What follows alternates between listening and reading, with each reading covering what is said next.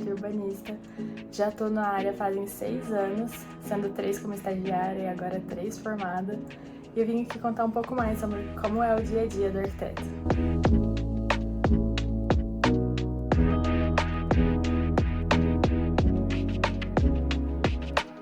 Bom, na minha opinião, a gente tem a maior responsabilidade durante o projeto, porque às vezes o cliente ele chega com um sonho de vida pra gente, que é construir a casa, reformar o apartamento que ele sempre quis, do jeitinho que ele sempre quis. Então, pra mim, a maior responsabilidade é transformar esse sonho em realidade.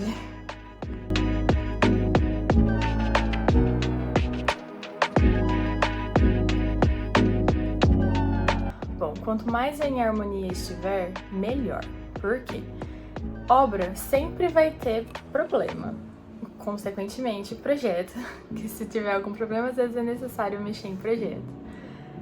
Mas quanto mais unida tiver a equipe de todos os profissionais envolvidos, mais fácil de resolver é, porque eles se conversam, eles se entendem, se acontecer alguma coisa às vezes já conversa diretamente com aquele profissional, então quanto mais unido, melhor.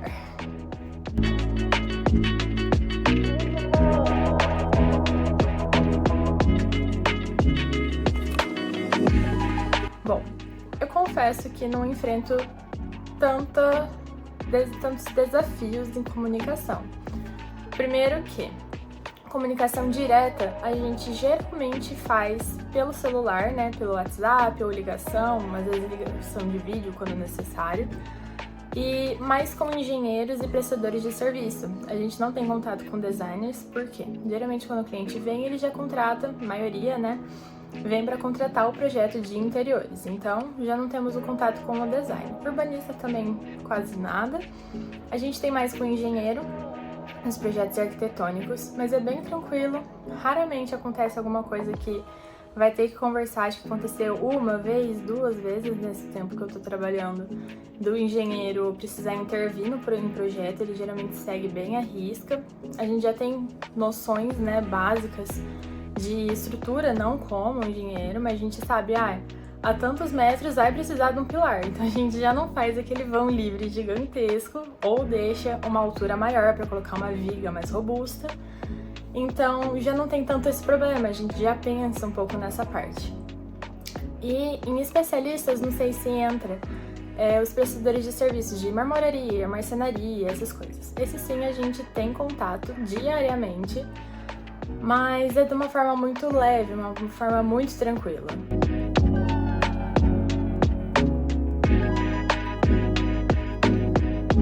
Bom, assim como eu falei anteriormente, isso acontece poucas vezes, porque a gente tem aquela noção mínima, então a gente não vai fazer um prédio flutuando.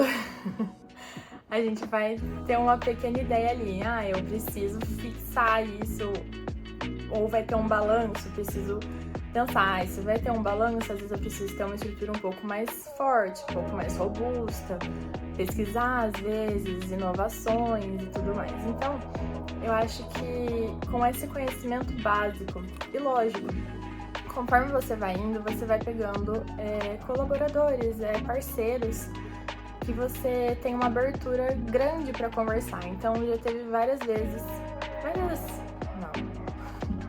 mas já tiveram vezes que a gente não sabia como transformar aquela nossa ideia em projeto, como executar, se era executável. Então a gente entrou em contato com um engenheiro que é amigo nosso lá no escritório e falou: fulano, eu queria fazer isso, isso, isso. É viável? É possível? Ou não? É melhor colocar um apoio aqui, um apoio ali, para poder ficar mais seguro, para ficar mais, executável. Então, conforme você vai também evoluindo na sua carreira, você vai criando uma rede de apoio, entre aspas. Então, você vai tendo mais abertura para poder ir tirando dúvidas, vendo a viabilidade. Então, é bem tranquilo.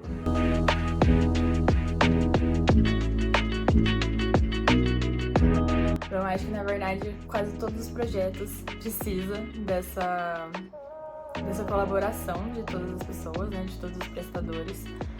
Porque, assim, é inevitável. Problema em obra sempre vai ter. Seja obra pequena, seja obra grande. Seja um problema pequeno, problema grande. Sempre vai ter, infelizmente.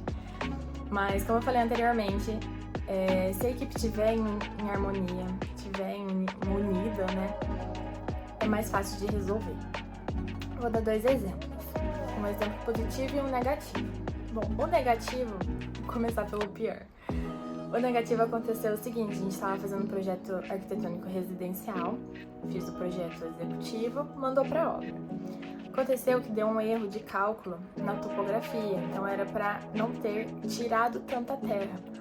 Só que o engenheiro que estava responsável, ele seguiu o projeto, lógico, deu errado, estava errado o projeto, mas isso influenciou. Só que tem muitos engenheiros administradores que já conhecem o nosso trabalho, que eles confirmam, eles falam: meninas, no projeto está falando para tirar tudo isso de terra, é isso mesmo? Só para confirmar, porque daí a casa vai ficar um pouco para baixo do nível da rua, é isso mesmo? Nesse caso não era. E o engenheiro, ele é um engenheiro que já fez outros projetos com a gente, porém deram alguns atritos e tudo mais, e ele só fez. Nisso, o cliente, ele acabou tirando muitos caminhões de terra, e para tirar caminhão de terra é caro, e deu esse problema. O cliente chegou na obra, ligou: gente, minha casa tá enterrada, o que tá acontecendo? É isso mesmo? A gente entrou em contato com o engenheiro, conversou, ele: ai, mas eu segui projeto. Errado ele não tá, o projeto realmente estava errado, porém não tanto. O cálculo deu um erro de 50 centímetros de terra. Ele afundou 1 metro. Os dois erraram. Mas, ok, depois foi resolvido, o cliente, ele aceitou, né, manter ela um pouco mais baixa. Mas, neste caso, teve um final, entre aspas, feliz. O cliente aceitou, mas o cliente poderia muito bem falar: não, eu quero minha casa mais alta, vocês se virem. Enfim, existem esses casos negativos de que dá esse problema, né, de falta de comunicação, que a gente sempre fala: se tiver qualquer dúvida, manda mensagem, liga, a gente conversa sobre o projeto para tirar todas as dúvidas possíveis para não ter tantos problemas. Então esse foi um exemplo negativo que aconteceu. O positivo, já aconteceram vários. Mas um que me marcou bastante foi uma reforma comercial. A cliente, ela alugou uma sala e na hora que estava quase pronta, deu uma super chuva e começou a vazar água pelo telhado, que tecnicamente é uma garantia que a pessoa que está alugando tem que dar. Só que ela precisava abrir a loja dela. A gente vestiu a camisa, o engenheiro que estava administrando falou: não, a gente vai fazer de tudo para você abrir a loja na data certa. Ele colocou a equipe dele para poder arrumar o telhado, fez tudo isso, todo mundo se empenhou para poder ajudar, arrumou a pintura que tinha estragado e tudo mais. Então esse é um exemplo positivo, tava todo mundo em harmonia, todo mundo unido para poder ajudar o cliente. Então acho que esses seriam 2 exemplos que me marcaram bastante, um negativo e um positivo.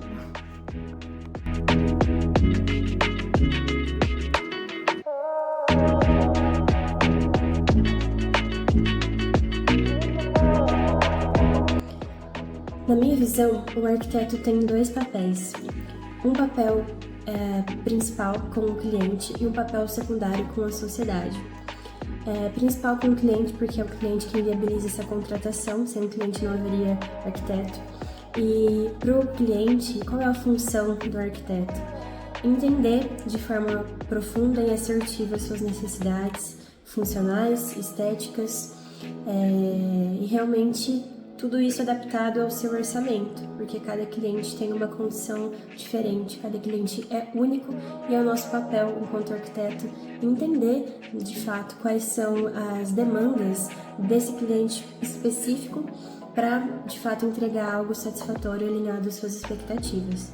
Em segundo lugar, o papel do arquiteto ele é relacionado à sociedade. Então, nesse papel, o arquiteto ele tem a responsabilidade de criar projetos e soluções de design que estejam em acordo, né, que estejam de acordo com a legislação em vigor, que ela rege toda a forma como a gente constrói as casas, como nós, em alguns tipos de projetos, né, de interiores, principalmente hospitalar, etc., industrial, como as coisas devem ser feitas sempre visando o bem-estar coletivo e a sustentabilidade.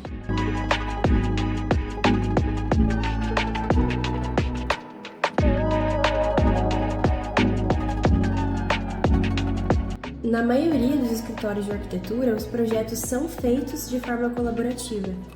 E é essencial que esses membros da equipe, do time, eles estejam falando a mesma língua, para que haja de fato um clima de cooperação, de parceria.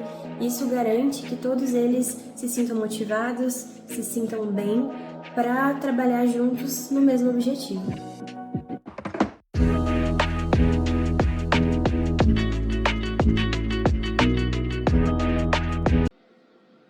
O principal desafio de comunicação que eu enfrento hoje é a questão da falta de compatibilização, dessa dificuldade de compatibilização, porque infelizmente muitos profissionais ainda não utilizam o BIM, Building Information Modeling. Então isso acaba dificultando ali esse encaixe de informações de fato, que a gente chama de compatibilização entre os projetos.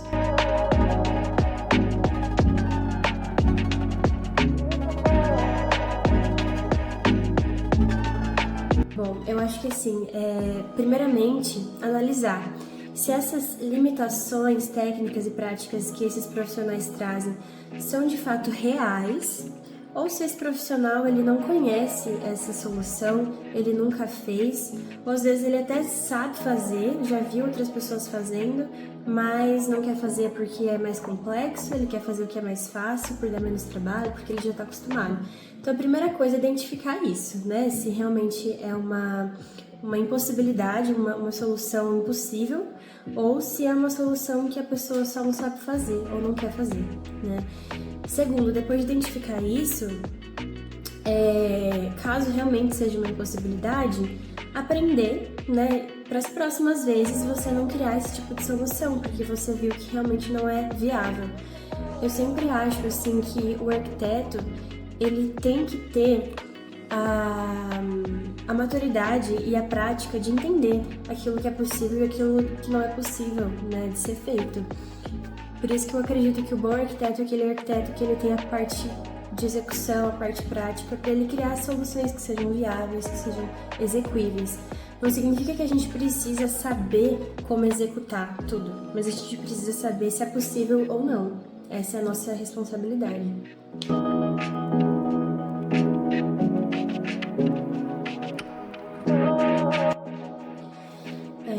Você pode compartilhar um exemplo de um projeto onde a colaboração com outros profissionais foi essencial para o sucesso?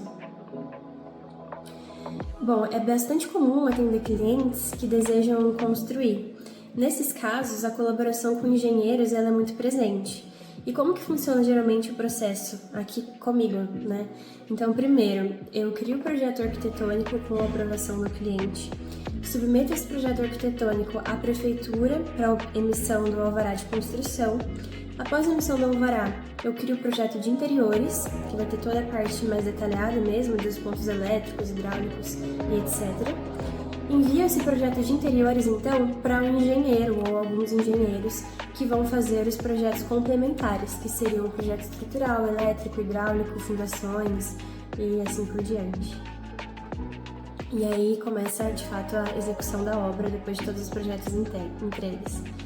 E no final, se o cliente desejar, nós ainda fazemos a parte de habite dessa construção, que é um documento que a prefeitura emite, que é necessário para que possa ser feita toda a parte de averbação dentro do cartório de registro de imóveis. Caso o cliente esteja comprando esse imóvel ou caso ele vá vender um dia, precisa estar tudo regularizado. Então, além da parte projetual técnica, tem toda essa parte burocrática também que os profissionais podem ser contratados para fazer pelo cliente.